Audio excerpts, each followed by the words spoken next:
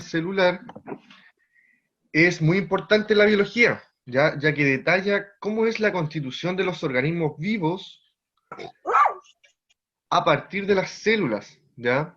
Y los primordiales es cómo es la existencia de la vida, ¿ya? Gracias a las células existe la vida. Eh, También vamos a conocer los postulados de la teoría celular. A ver si puedo...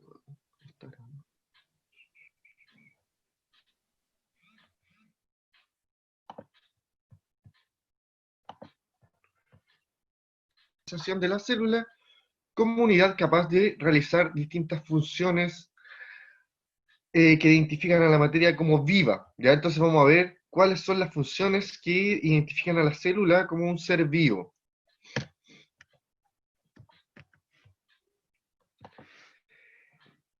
Entonces, primero vamos a definir qué es lo que es la célula. Ya es la unidad más pequeña de la materia que tiene la capacidad de realizar todas las funciones de los seres vivos. ¿Y cuáles son esas funciones? Crecer, reproducirse, respirar, nutrirse, alimentarse, responder a estímulos y diferenciarse unas de otras. ¿Ya? Todas esas características las vamos a ampliar un poquito más después en otra diapositiva. ¿Ya? Otra característica es que pueden ser muy diminutas, ¿no es cierto?, microscópicas, pero igual hay algunas células que son visibles a simple vista, incluso unas de 4 centímetros de diámetro, como el huevo de la gallina, ¿no es cierto?, o los huevos de avestruz, que son más grandes también, y se consideran que son células. Existen entonces organismos que se consideran unicelulares o pluricelulares. ¿De qué va a depender eso? De la cantidad de células que posean en el organismo. Obviamente los unicelulares se van a caracterizar por tener una sola célula y son ejemplos de ellas las bacterias y protozoos. Y con estas células son capaces de realizar las funciones para vivir. ¿Ya? Y también hay un ejemplo que son las diatomeas, que son una célula larga en donde tienen las características para poder vivir.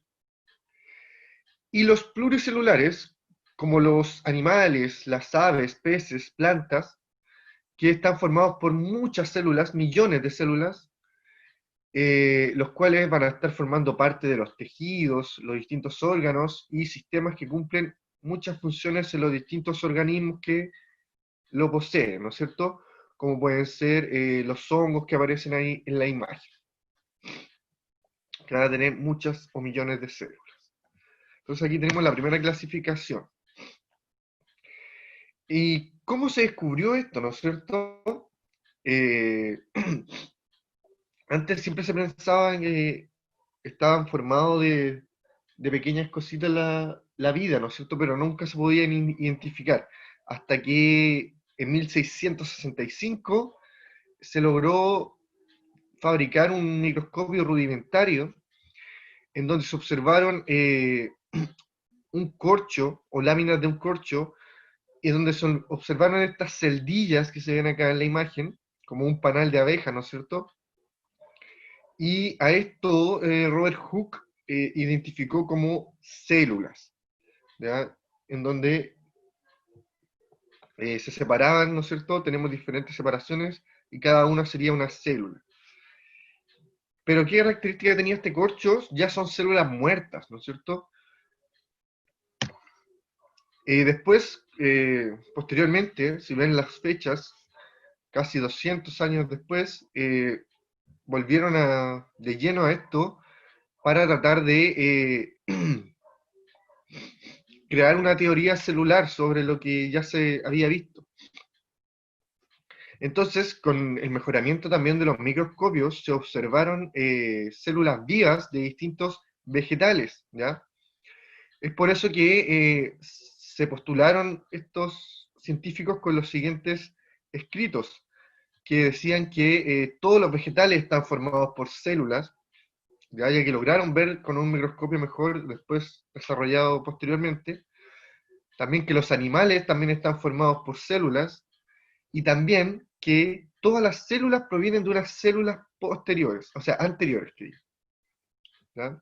provienen de unas células anteriores. Entonces, eso serían como la base de la teoría celular. Además, hubo otro experimento muy conocido de Pasteur, quien dedujo que los seres vivos también provenían de otros anteriores, ya rebatiendo una teoría que había de la generación espontánea. ¿Ya? ¿Cómo lo hizo eso? A través de este experimento que está acá en la orilla, ¿ya? En donde añadió un líquido, un caldo, en un frasco, al cual pudo doblar, ¿ya? Principalmente para sellarlo, ¿ya? Le hizo un doblez para tratar de sellarlo y evitar que entre en algún ser vivo a este caldo, y hizo dos experimentos. Dejó un frasco inclinado y el otro vertical, ¿ya? Y este frasco con esta característica, al estar inclinado, sí permitía el ingreso de microorganismos, pero al estar vertical no permite el ingreso de microorganismos. Entonces, ¿qué es lo que sucedió? Al estar vertical, permanecía sin microbios, ¿ya?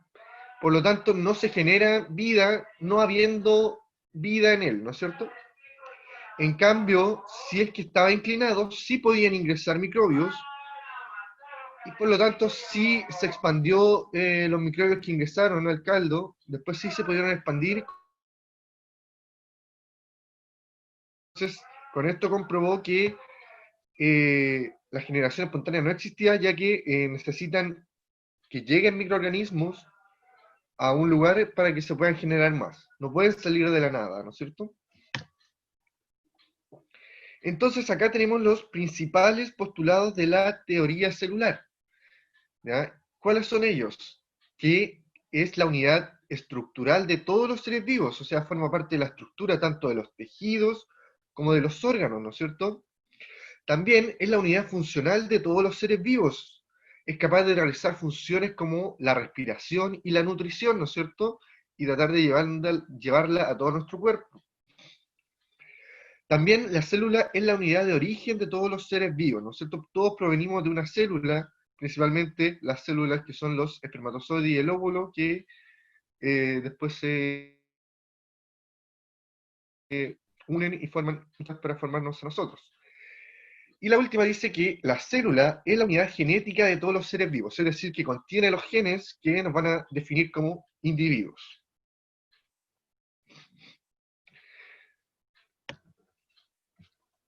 Entonces, recién les dije que íbamos a ampliar las características de los seres vivos, ¿no es cierto? Entonces, acá tenemos explicadas a qué nos referimos con las características de la célula como un ser vivo también. Entonces, su primera característica sin duda es que se puede nutrir, alimentar, y es que tiene la capacidad de tomar sustancias desde el medio y las transforman a otra, ¿ya? Y liberan energía, y también eliminan los desechos, y esa energía la aprovechan mediante el metabolismo, ¿no es cierto? También son parte del crecimiento y la multiplicación. A consecuencia de los procesos nutricionales, la célula es capaz de crecer y dividirse, ¿ya? Y eso le permite multiplicarse y permitirnos crecer a nosotros también. También tiene la capacidad de diferenciación o especialización. Y eso es porque existen diferentes células que cumplen diferentes funciones, ¿no es cierto? Eso es porque van a estar ubicados en diferentes tejidos o órganos de nuestro cuerpo, como es el caso de células que son encargadas de los genes, genética, ¿no es cierto?, de los espermatozoides, de los óvulos, o también hay células cerebrales como las hormonas, que son encargadas de llevar los impulsos nerviosos. Son células distintas y tienen diferentes especializaciones, ¿no es cierto? También tenemos la señalización, que es cuando responden a distintos estímulos químicos y físicos, dependiendo del medio externo o interno. También van a marcar la evolución, ¿ya? Eso quiere decir que van a ser responsables de los cambios hereditarios que pueden influir en la adaptación global y pueden dar al organismo un nivel superior o inferior en su eh, hábitat, ¿no es cierto? En su entorno.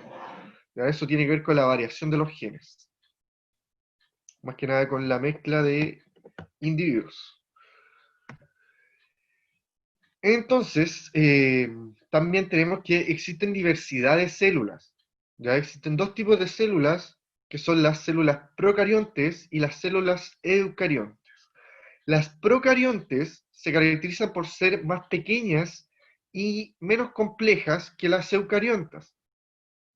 Principalmente son las arqueas y bacterias que se caracterizan por no tener un núcleo, ¿ya? Y por lo tanto, al no tener un núcleo, el ADN, que es esto morado que está en el medio, va a estar suelto o esparcido en el interior, ¿no es cierto? En el citoplasma que vamos a ver después de las siguientes clases, los distintos componentes de la célula, ¿ya? Pero una de las principales diferencias es que no poseen un núcleo en su interior, sino que su ADN va a estar libre en el citoplasma o en su plasma interior. En cambio, las células eucariontes sí van a tener una complejidad mayor, ya que también van a poseer más organelos distintos y en su interior van a poseer un núcleo en donde se encuentra el material genético, ¿ya? Esa es una de sus principales diferencias que vamos a ver hoy. Ya después cuando veamos los organelos, vamos a poder identificar otras diferencias mayores. Entonces acá tenemos un cuadro comparativo entre las dos posibles células, ¿ya? Y sus ejemplos. Entonces, la primera diferencia, la que dijimos anteriormente, es que las células procariontes, como las bacterias y las arqueas, son, su característica principal es que no poseen núcleo o carioteca, ¿no es cierto? Membrana nuclear. En cambio, las células eucariontes sí poseen el núcleo, ¿ya? En donde va a estar el material genético. También es que a veces las células procariontes no tienen tantos organelos, en cambio, los eucariontes poseen abundantes organelos que van a ser como órganos interiores que van a cumplir diferentes funciones en la célula.